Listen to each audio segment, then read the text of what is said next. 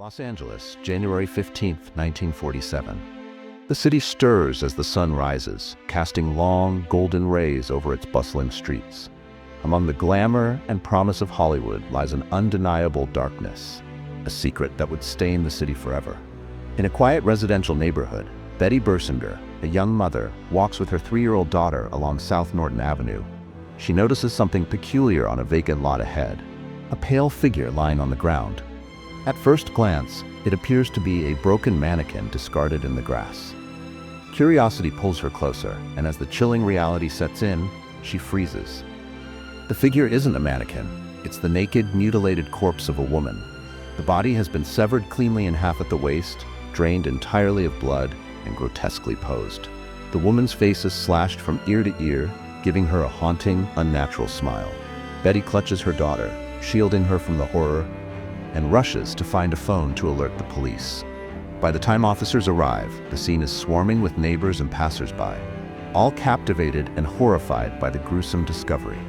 The victim is later identified as Elizabeth Short, a 22-year-old aspiring actress from Massachusetts, known in Hollywood circles as the Black Dahlia. What followed was one of the most infamous investigations in Los Angeles history. The mystery of who murdered Elizabeth Short and why would haunt detectives, journalists, and the public for decades. The case, unsolved to this day, exposed the seedy underbelly of Hollywood, where ambition and desperation intertwined, sometimes with fatal consequences. Elizabeth Short was born on July 29, 1924, in Hyde Park, Massachusetts. The third of 5 daughters, her early life was marked by tragedy when her father abandoned the family. Left to fend for themselves, Elizabeth's mother worked tirelessly to make ends meet. Despite her hardships, Elizabeth grew into a striking young woman with dreams that extended far beyond her small-town upbringing. Elizabeth was described as charming, enigmatic, and ambitious. Her striking dark hair and porcelain complexion drew attention wherever she went. As a teenager, she developed a fascination with movies and Hollywood, dreaming of one day becoming a starlet. In pursuit of these dreams, she moved to California in the mid-1940s, taking up various odd jobs to support herself. However, life in Hollywood wasn't as glamorous as she had envisioned. Elizabeth's transient lifestyle and financial struggles often left her vulnerable. She relied on the kindness of acquaintances, many of whom were men captivated by her beauty. Despite this, she remained determined, frequently seen in trendy clubs and cafes, trying to make connections in the film industry. Her unique style and penchant for wearing black dresses earned her the nickname Black Dahlia, a nod to the popular film The Blue Dahlia. Elizabeth Short's final days were shrouded in mystery. Witnesses last saw her on January 9, 1947, at the Biltmore Hotel in downtown Los Angeles. According to staff, she was waiting in the lobby for a man she referred to as her friend. By all accounts, she seemed calm and collected, giving no indication of the tragic fate that awaited her. After leaving the hotel, Elizabeth's whereabouts became unclear. Some claimed to have seen her at a diner later that evening, while others reported spotting her in the company of a dark-haired man. These sightings, however, were never confirmed. The days leading up to her murder remain a chilling blank in the timeline, leaving detectives to speculate on who she met and what led to her death. Elizabeth's body was found in a grotesque state that shocked even the most hardened detectives. She had been mutilated with surgical precision, her torso severed at the waist, her organs removed, and her face carved into a macabre grin. Her body was drained of blood, suggesting she was killed elsewhere and transported to the vacant lot. Detectives found no signs of struggle or evidence at the scene, making it clear that the killer had meticulously planned every detail. The pose of her body was equally disturbing. Her arms were placed above her head, her legs spread apart, and her torso aligned perfectly. The deliberate nature of the staging hinted at a killer with both skill and a twisted sense of theatrics. The Los Angeles Police Department, LAPD, quickly recognized the enormity of the case. Over 750 police personnel, including detectives and forensic experts, were deployed to investigate the murder. The first step was identifying the body. Detectives used fingerprints from the scene, running them through FBI records. Within 56 minutes, they identified the victim as Elizabeth Short, thanks to a previous arrest for underage drinking. While Elizabeth's identity provided a starting point, the investigation soon hit roadblocks. The scene was meticulously cleaned, leaving no blood or physical evidence. Detectives theorized that Elizabeth was murdered elsewhere, and her body was transported to the lot. Her mutilations suggested the killer had surgical knowledge, leading police to suspect someone in the medical field. The case exploded into the public eye as newspapers sensationalized every gruesome detail. Reporters dubbed Elizabeth the Black Dahlia, adding a layer of mystique to the already horrifying case. Media interference became a constant obstacle for the police, as journalists competed to uncover leads before detectives could. Despite initial efforts, the investigation quickly spiraled into chaos. Witnesses provided conflicting reports, suspects were questioned and released, and false confessions flooded in.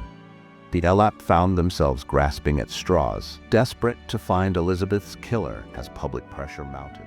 As the investigation deepened, the LAPD narrowed their focus on a list of suspects. Among them was Dr. George Hodel, a wealthy and influential physician with a dark past. Model's medical training and suspicious behavior placed him under intense scrutiny. His son, Steve Hodel, would later accuse him of being the Black Dahlia killer in a series of books, further cementing his place as the prime suspect in the public's imagination. Other suspects included Mark Hansen, a Hollywood nightclub owner who had ties to Elizabeth. Hansen was said to have been infatuated with her, and his name repeatedly surfaced during interrogations. Additionally, there were rumors of mob connections, with some speculating that Elizabeth's murder was a brutal warning orchestrated by organized crime. Each suspect added a layer of complexity to the case, but none could be conclusively tied to the crime. Without solid evidence, investigators faced mounting frustration. As leads dried up, the case began to grow colder, leaving the public to wonder if justice would ever be served. As the investigation stalled, the public took matters into their own hands, speculating wildly about Elizabeth's death. Some believed she was a victim of a serial killer, while others theorized she was murdered by a jilted lover or Hollywood elite. A particularly chilling theory suggested that Elizabeth's murder was a result of a ritualistic killing, given the careful staging of her body and the gruesome mutilations.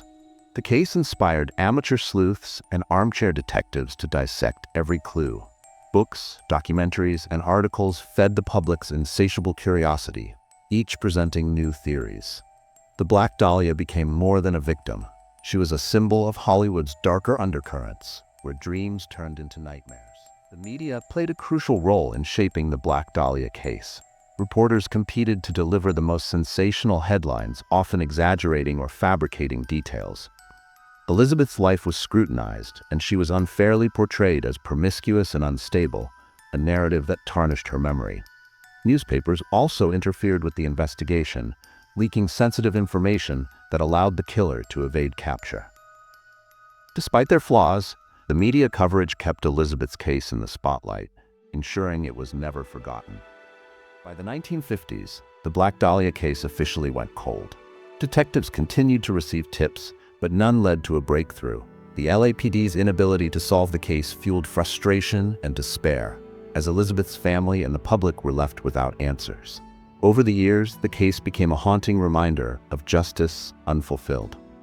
Investigators retired, witnesses passed away, and evidence deteriorated, leaving only fragments of a story that would never be fully told.